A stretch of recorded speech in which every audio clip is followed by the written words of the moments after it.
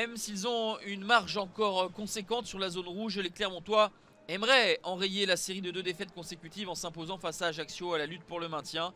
Muets lors de 5 de leurs 7 derniers matchs de championnat, les Auvergnats vont chercher à retrouver l'efficacité offensive face aux Corses qui se sont inclinés lors de 6 des 7 dernières rencontres, avec aussi ce même problème pour marquer 2 buts inscrits lors des 7 derniers matchs, dont 6 fois sans parvenir à trouver le chemin des filets adverses. Pascal Gastien voit ses joueurs être harcelés en début de rencontre, gênés dans les premières relances.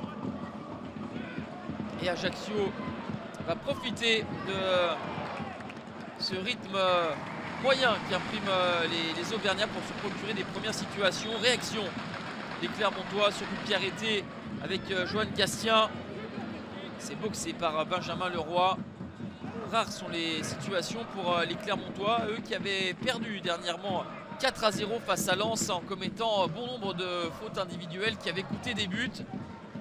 Eh bien, on est dans ce même esprit ici à la 25e avec ce ballon récupéré par les Corses et Mounaïm El Idrissi, servi par le Suisse Kevin Spadanouda, qui marque ici son 6e but de la saison et permet à Ajaccio de mener.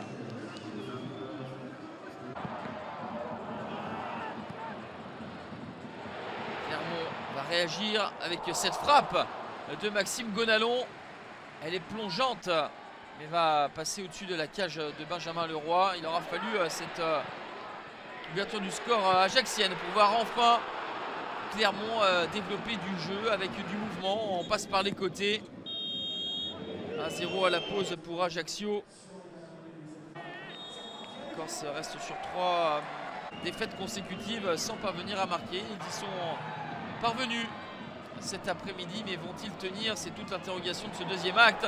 En tout cas, Benjamin Leroy s'y emploie avec cette belle claquette. En reculant, il parvient à préserver le maigre but d'avance des Ajacciens qui sont bousculés très largement en deuxième période. Là, c'est plutôt Borges qui, lui, est bousculé et va obtenir un penalty. C'est allé trop vite sur cette séquence pour les hommes d'Olivier Pantaloni. Grey John Kay égalise à l'heure de jeu. Ça fait un but partout et c'est plutôt mérité parce que Ajaccio a remis cette ouverture du score en première période sur une erreur clermontoise, n'avait pas réussi à se montrer dangereux.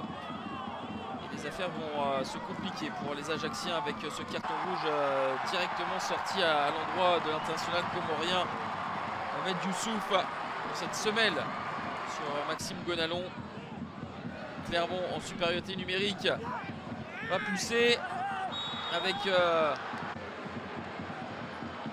un nouveau penalty qui va être sifflé par monsieur Bernis.